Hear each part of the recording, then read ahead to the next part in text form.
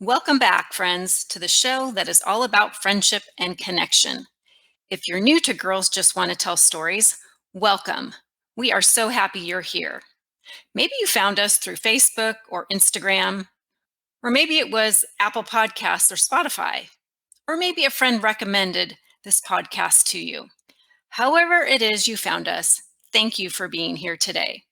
We would love to have you subscribe so you never miss an episode or a story. Hey, welcome back, friends. Feels like it's been a while since we've been here to chat with you.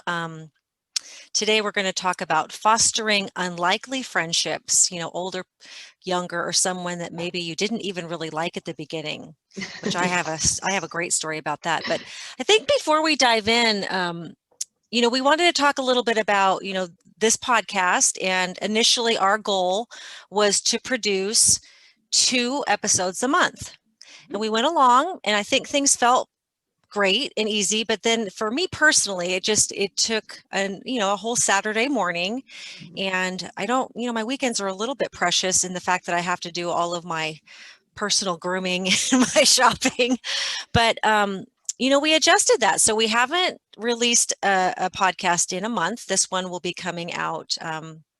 Actually, we're gonna release it on National Tell a Story Day, which is perfect for us. But, I asked Janine, to talk a little bit about that. Like, we set a goal and we achieved it for the first several months. So what does it look like when you take a step back or reevaluate, and are we failing because we aren't meeting that initial goal? Right. I mean, I know you talk a lot about things like that in your work. So yeah, absolutely. No. And in fact, we are setting a good example, I think, because whenever you set out to do something, you do want to give yourself benchmarks and things to strive for and metrics to measure.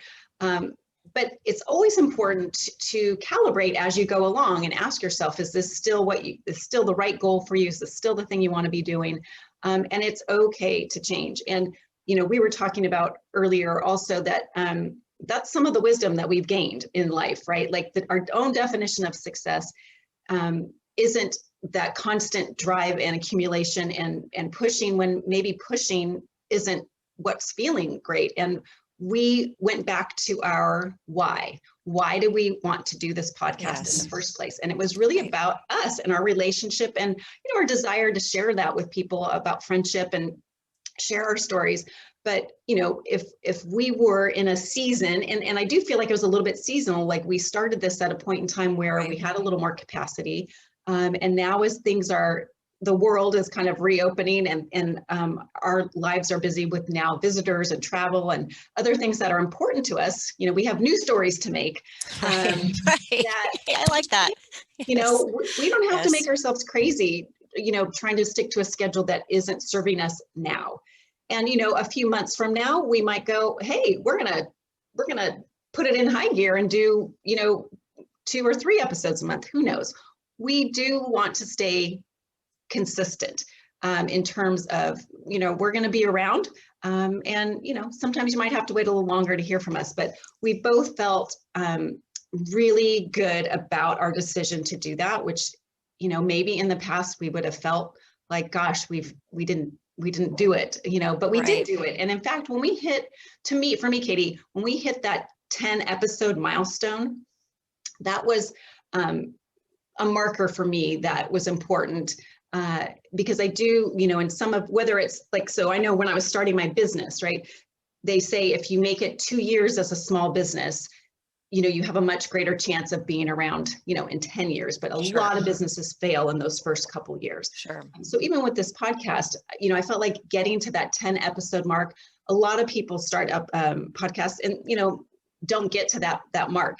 And we did. And I think it's 7. I think I had read a lot of podcasts don't live beyond 7 episodes. Yeah. Which seems so small, really. Yeah. I mean, that's nothing. But I think we're giving our audience a chance to get caught up, because I just was walking the dog and my neighbor said, I'm all caught up. Oh, good. And I said, we're producing today. Yeah. Well, and that is true. So I'm just finishing up an online course, which I highly recommend to all of you listening out there that might be in a midlife phase. It's called the Modern Elder Academy, and it was a great program to learn how to manage life's transitions and navigate them. And and one of the things that my feedback, though the course was great, it was every week was like a new module of learning. And the first 3 or 4 weeks, I kept up, right? I was able to keep up with the assignments. And my group, there was 300 and something people, but then you have a small group of 8 that you kind of touch base with every week. And little by little, each week, people got further and further behind because keeping that consistency over the 8 weeks was hard. Oh, sure. So my feedback to the people organizing it was like, hey, maybe you should release the new material every other week and give people enough time to do the work before you give them new stuff to do, because the group was starting to feel like, oh my gosh, I'm behind, I'm failing, Right. And the energy behind it was kind of getting zapped, right? Because we can't let go of I have to finish all my assignments in school kind of mentality. But Sure. you know what, at this stage in life, you can. Those modules, and you have access to them forever. So the people running the programs, like, it's okay if you're not caught up in all the videos and the worksheets. It's like, even after we're officially done, you can keep going back and reviewing that stuff. But it's reminding me a little bit of that too, where, we have a lot more control over our schedule and how we spend our time. But sometimes we don't let go of just those stories in our head about like, I've got to do, Right. And one of the things that we had, kind of assigned as a benchmark for us is this couldn't feel like more work.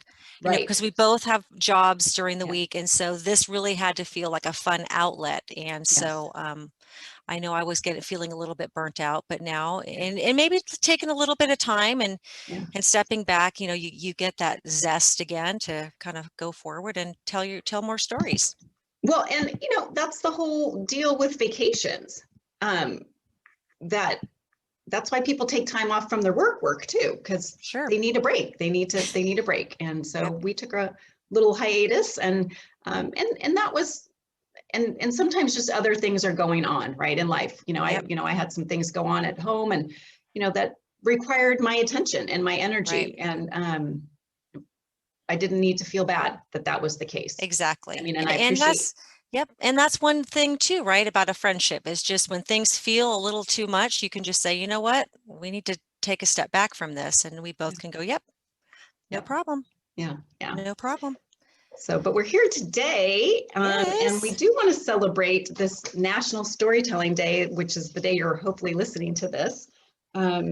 So Katie, tell us a little bit about what you always come to me with this, it's National Sourdough Day. And I'm like, are you just making stuff up? But evidently there's a place where the calendar of days, I use it for work, but I thought National Tell a Story Day, that is like perfectly right up our alley. So April 27th every year, people are encouraged to tell stories and share stories. You can either read a story from a book or your imagination or, childhood memory, just anything that helps, gather friends and families, around stories. Because, storytelling is an ancient practice that's been around forever and ever. And, before we had things written down, it all was word of mouth. And I love that concept. And I think one tip I would tell people, about the National Tell a Story Day is, if you have your parents or grandparents still living, ask them things about their childhood or what it was like when they went to the grocery store or how they spent their free time. There's great stories that are woven in there. And if you have the wherewithal to either record it or write it down, those are things that you'll pass on to your children. And I think it's really important. I've done that when my great aunt was still living. I asked her a lot of questions about when they came over from the old country, and she's writing and I'm like taking notes, and I was really happy to have that information. So we encourage people to gather information for stories and tell your stories, especially on National Tell a Story Day. Yeah. And with everybody being more comfortable using Zoom, I mean, you can be in different places on this day and connect virtually and tell a story or tell stories to each other, or like you say, even read stories that someone else has written. I mean, it is part of our very kind of essence as human beings, right? That's how our history was passed along. So we want to keep that up. And and not just in pictures on Instagram. Right? That's right. That's right. That's one way to tell a story, but the old school. And I'm sure your great aunt, and I know when I've done this with my grandparents too, you get them talking and they really light up and they really, feel good about someone being interested enough to listen. And some of the stories I remember hearing, but if you're not paying attention in a way, right, you're not getting it. And so as I got older, some of the stories, when I was really paying attention, I really kind of heard in a new way, even though they've been stories that were told in the family for a long time in a way, but you're just like, as a teenager or whatever, you're kind of not paying attention. Well, different things strike you too as you get older. You're like, wow, my grandmother was only 35 when that happened to her, or whatever. Right. Yeah. So we thought it would be interesting to explore, based on an article that I saw in the Wall Street Journal, this idea that the headline was, friendships across generations, the power of them, and AARP, which of course we're all card holding members of now, whether we want to admit it or not. I swear every time that card came, I would cut it up, put it in the Oh my God. But they did some research and some study on this, and they define someone that's about 15 years either older or younger as being from a different generation in terms of like what you experienced around the culture and history, the things that a generation shares. That's kind of a marker and kind of a difference. But they, talked about 4 in 10 adults have a close friend that's a generation difference than them, 15 years older and 15 years younger. And it really made me think, because we are exactly the same age, right? And a lot of our friends that we have are, I would say within, 5 years of age. I agree. Lots of friends right there. But I did, and we talked about it. We did think about, we do have friends that are younger than us, that are older than us, and what are the special bonds that we share, and how did those friendships even, develop? Because people might wonder, well, how do you even become friends with someone that's maybe 30 years older than you? And so that's what we're going to talk about a little bit today. Well, my first experience story that I'm going to share is an old Bozeman neighbor, and she had a dog named Lola, and I would walk Rocco and they would be out in the yard. And so we became friends because of our dogs.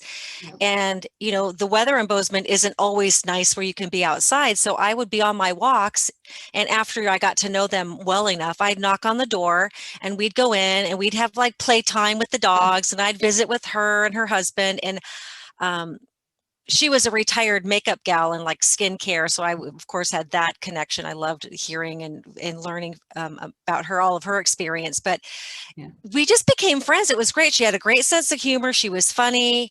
And it became like this little ritual. Like if I wasn't like knocking on the door for the dogs to play every couple of days, she'd be like, oh, we were wondering where you were, what's going on? So it warmed my heart, and she has a daughter who is my age that I actually ended up working with, and we became friends too. But it was a very unlikely friendship, and I do miss them very much. I think about them all the time, and I really wish that they were still just down the street so I could knock on the door and have a play date and visit. But oh, that's fun. Completely unexpected, but really just very, very heartwarming.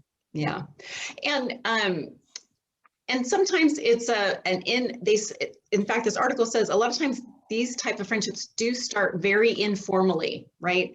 Yes. And I don't want to say accidentally, but kind of. Right? It is. But it absolutely is, because I never expected that this woman and I would become friends. Not in a million years. Yeah. But it just really, blossomed into that. And you guys did have some shared interests, but that's not necessarily a requirement either, right? It's partly what they were talking about. It tends to be more about personality alignment, right? That people with similar personalities are drawn together. I would agree. You may have interests and that you share, but and sometimes though they are formal relationships. And if my friend Lori's listening, hopefully she won't take offense that, she was at the time, because this is when I was in my 30s and she was older. I won't say how much older. but it started formally because she was my boss. And it wasn't until she left the company we were at and was no longer my boss that our friendship could really, develop. Right. And for me at the time, she had a family, she had 3 kids that were kind of middle school age-ish. And, and I was trying to have a family. And so she was at, like, for me, a different stage in life. And so some of the connection started there, where I was frequently seeking, advice and support for her around things that she had experience with. But then it turned out, that we did have a lot of shared interests and things that we like to do. And then we bonded over, sometimes you can pick out in a friendship a time or a particular event. And we did the Avon 3-day breast cancer walk. I don't know if you remember when I did that, but Yes. her and I did it together, and we walked from Santa Barbara to Malibu. So when you've got 60 miles in 3 days and it was all the training up to that point that we did, we would go in these 4 or 5 hour walks to train.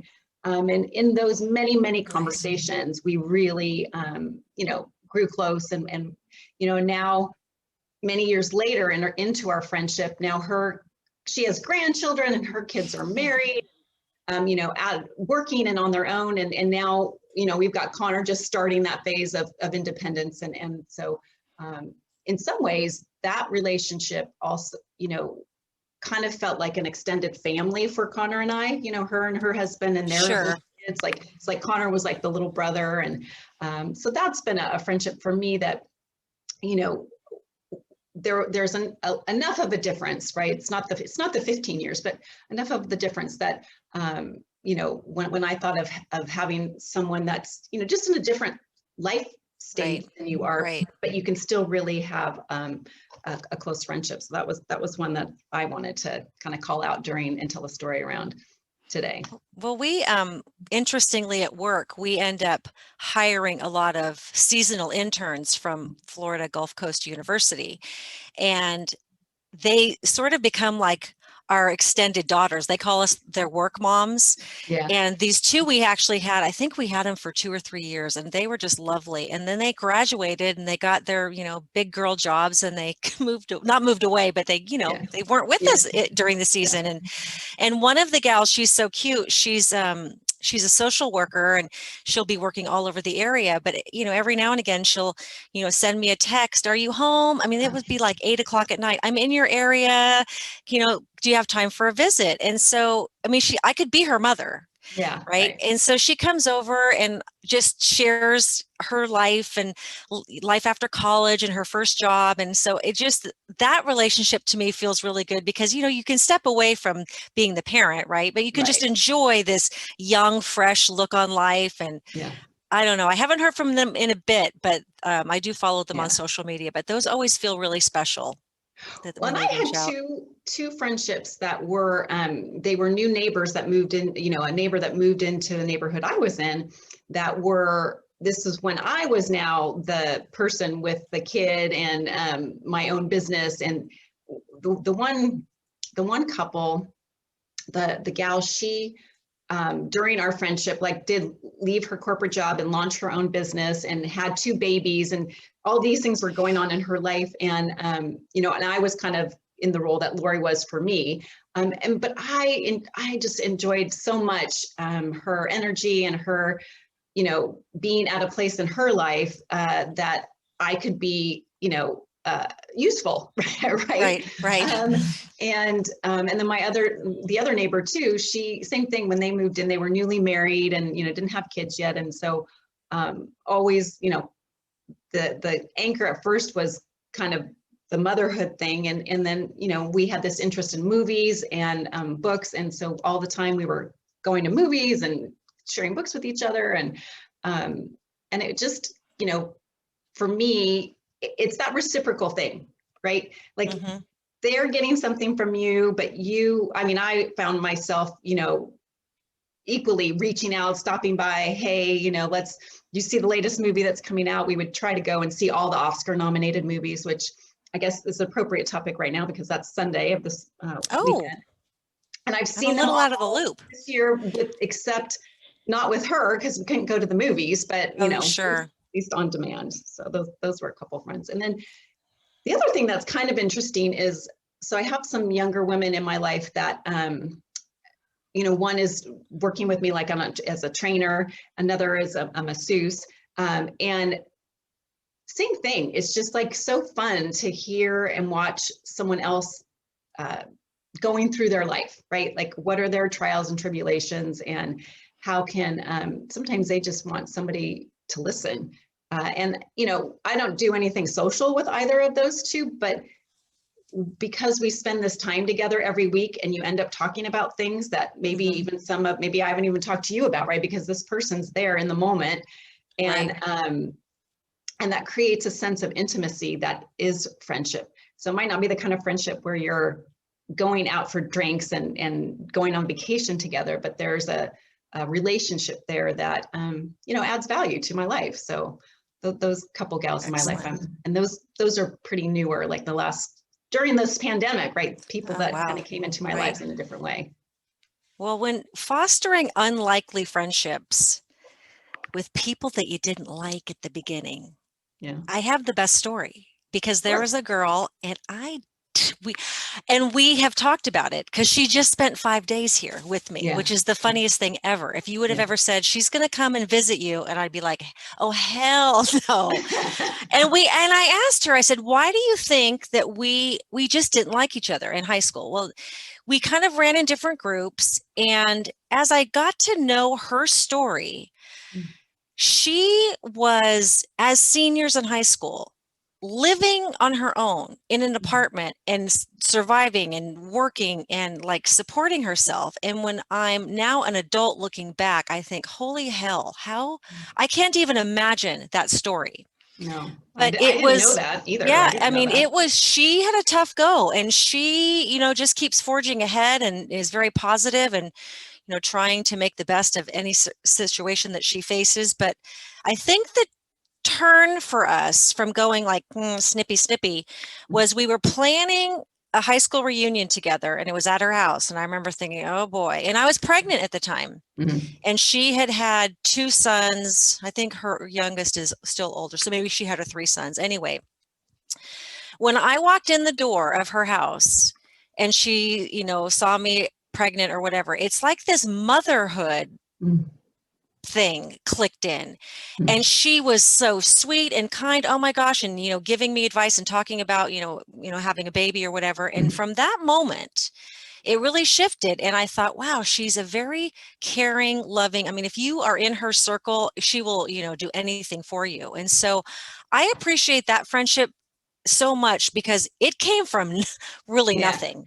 And she just spent time here, and we had a great time together. She's high energy, and boy, I could barely keep up. The minute she left to go to the airport, I was sacked out taking a nap. But we had a good chance to talk about why did our friendship, what was the thing with it, and just the different groups and just the different places that we were in when we were younger. And it's very easy then to be judgy and not like somebody that's not like you. So well, I mean, and we do grow up, right? We do mature. Yes, we do absolutely. We do have perspective. You can appreciate what she might have been going through at the time. And again, at the time, I don't think, that wasn't necessarily public knowledge that she was doing that. I had no idea till this moment. So imagine that, being in high school, a senior in high school, and you're literally independent.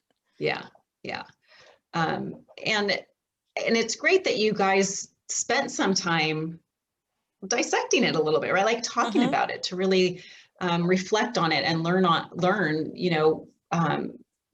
I think for both of you and the friendship, that really will sustain it even further, right? Like this 5 days was probably another pivotal point for you guys in your friendship. So that's really awesome. I was sharing one of my friends, Linda. So she's a friend I met here in Orange County, probably close to 20 years ago now. And we did some work together for years. She's very creative, and we did a lot of workshops on creativity and so forth. But she, a few years ago, moved back east to take care of her parents. But we've maintained the friendship, and every time she comes out to California, we get together and She's here right now, and was on a walk the other day, and she passes me in her driving to Laguna and waves me down. And so we were chatting, and I'm excited. We're gonna hang out on Monday. But it made me think of one of her. She had probably not the best, but an example of a friend of maybe a couple generations older than her. It was her old neighbor, and Elisa, and she was this little Italian lady, like in her 90s, adorable. I got to meet her before as well. And they were neighbors, like they lived in the same condo complex. But they were, single women living on their own, and they looked out for each other. And Linda particularly, looked out for her. But they had their little ritual that for years and years and years they did together. They watched Dancing with the Stars together. And, Linda would go over and they would have a little cocktail or, little, cheese and crackers, and they would watch the show. And over the years, I remember her, celebrating like milestone birthdays, and just really became an extension because her family, Linda's family, wasn't here. They were all back east when she was here. And I think her friend kind of filled a little bit of that role. Like you were saying, you're the work mom for the young interns. Sure. Even for Linda having that kind of relationship. But, and Linda was really good she asks a lot of questions. And so she got her telling lots of stories, and I would hear those by extension. And I just know for both of them, it was a super fulfilling relationship. And I remember the sad day when she passed away. I mean, ultimately she passed away because she was like 100. I mean, like, oh my gosh. So, but I love that they both took the time to recognize that they had this one common interest, or perhaps more, but they really took the time to honor that. Yeah. And create that friendship. That's a great story. I love that. Well, and we literally just yesterday, John and I said, with this pandemic, it's been so weird. We've been living in here for a year in where we live. And I've never not had a friend in the neighborhood, never in my life. So he's like, okay, we're getting close, getting our second vaccine shot. Maybe we can organize a little progressive party or an open house or something to like actually meet people so that we can start, another friendship or two with some folks that are, because it is nice when there's like your friend in Bozeman where you can just go knock on the door. Oh yeah, absolutely. You don't have to plan 4 weeks in advance and spend a half a day or, fly across the country or whatever it is when you can do that. I did though, there's a new airline, start Avalo or something like that, but you can fly from Burbank to Bozeman right now for $38. Oh my gosh. So that's a deal. Wouldn't have been so hard to get to. Oh my gosh. Well, all of my neighbors are retired for the most part. Yeah. And so talk about just like another little neighbor. She and I are, friends, acquaintances, whatever, but she knocks on the door the other night. I'm thinking, who knocks on the door? Yeah. Anyway, her daughter has a little Yorkie. So she says, oh my gosh, have you seen this? Like she walked across the street, knocked on my door to show me this darling Yorkie video. Yeah. And then she says, you should come over for a glass of wine sometime. And I said, oh, Linda, I will. I know work's been crazy. But I just thought that was so cute. Yeah. We're sharing a Yorkie, a Yorkie video. Yeah. Oh my gosh. And that's, for people that are retired and maybe not working every day, right? They need that social human connection. Sure. Right? It was darling. Sure. Yeah. I'll have to reach out. We have one of the girls in our circle, and she's always sending us great stuff on friendship, or did you girls see this or see that? And she sent us a link to some poems about friendship. And I was particularly moved by a poem by Robert Frost. It says, it's called A Time to Talk.